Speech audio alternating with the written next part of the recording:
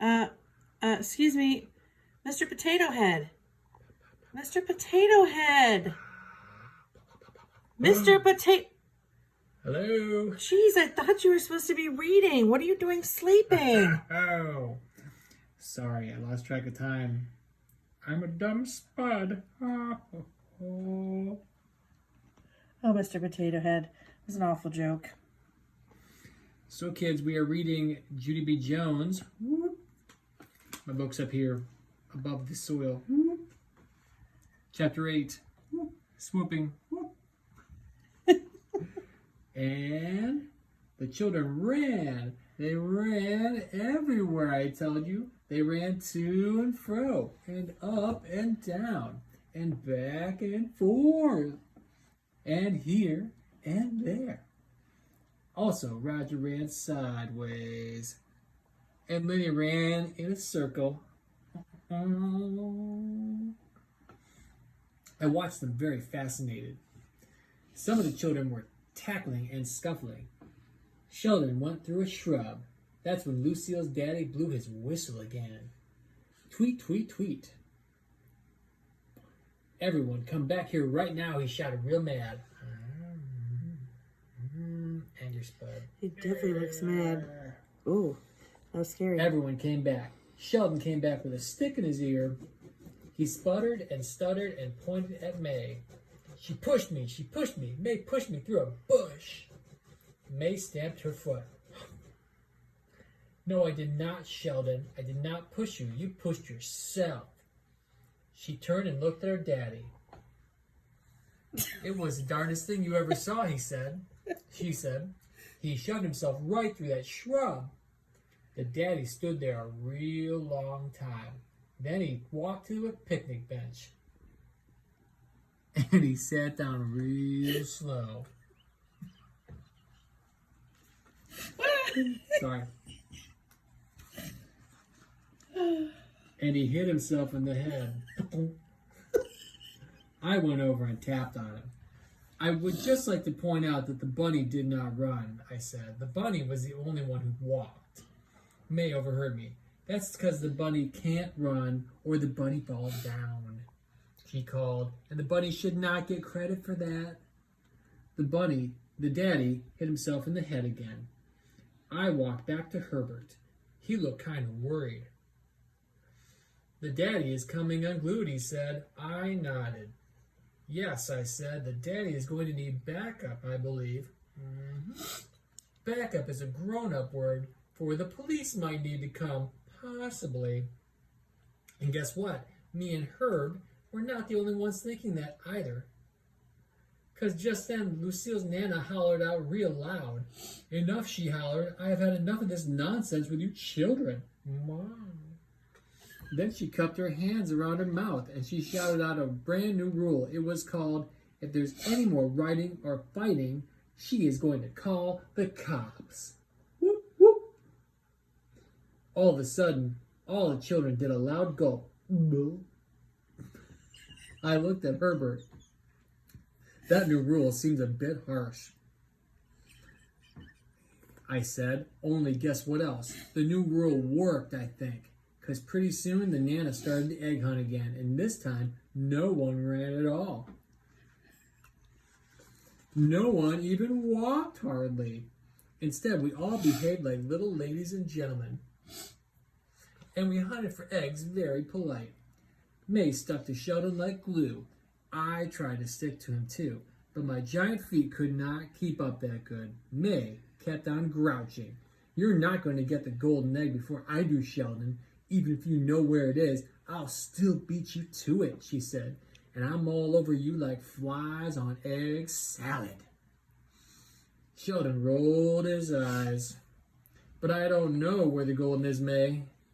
He said, I've already told you that. I don't know anything at all. I cupped my mitts around my mouth. I believe you, Sheldon. I believe you don't know anything at all, I shouted. I've never thought you'd known anything at all. After that, I hurried to catch up to him, because I definitely thought he knew something, of course. Sheldon turned to wait for me.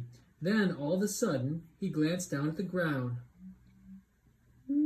And he did a loud gasp.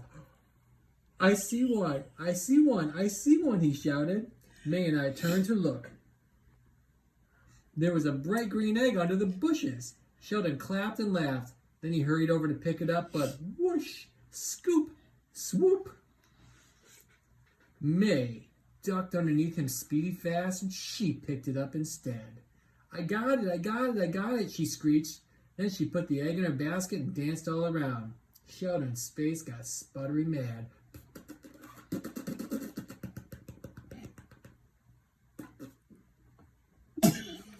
Okay, But Mr. Potato. before he could even yell at her, he did another gasp. I see one, I see one, I see one, he shouted, even louder than before. Then he clapped his hands. I don't have any hands to clap, kids. Then he laughed real happy. Then he hurried over to pick it up, but whoosh, swoop, scoop, May beat him to it again.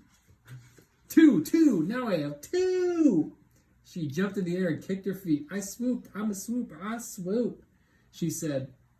She ran back to Sheldon and leaned in his face.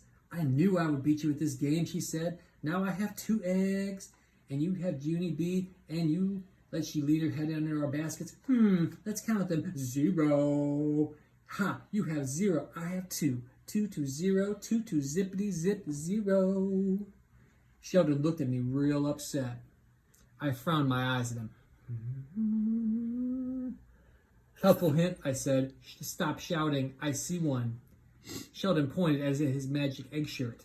But I just don't get it, Junie B, he said. My grandpa said that the egg is with me.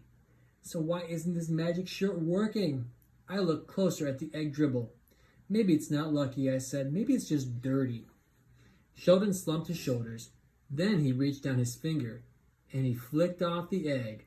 Only wait till you hear this. Just as he flicked it, his eyes got big and wide again.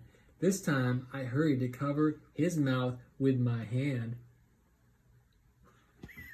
But Sheldon shouted right through my pomade. I see one, I see one, I see one, he shouted. Then, before he could even move his feet, whoosh, swoop, scoop, May grabbed egg number 3. She twirled a happy circle around us. 3 to 0, 3 to 0, it's 3 to 0, she yelled. Sheldon stood real still. Then, very slowly, he put down his basket. And he stretched out the sides of his mouth with his fingers. And he stuck his tongue out at May. That was appropriate behavior, I believe. After that, he snatched his basket up again, and he tried to rush away from May, but too bad for Sheldon, because May stayed right exactly on his heels. They were walking too fast for me to catch up. I stopped and I watched them go. Then I did a big sigh, and I walked over to a tree stump, and I sat down real glum.